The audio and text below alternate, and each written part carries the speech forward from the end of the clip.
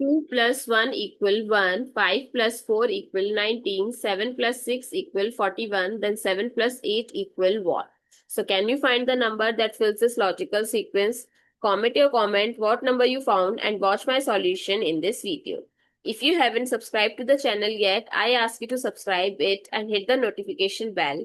Here on the channel, we daily uploaded free videos that train your mind in logical reasoning as well as basic to advanced math. So now take a good look. 2 plus 1 equal 2. So instead of addition, if I'll do multiplication, so 2 times 1 is 2, and if I'll do subtract 1 from it, so this gives us 1. Now check.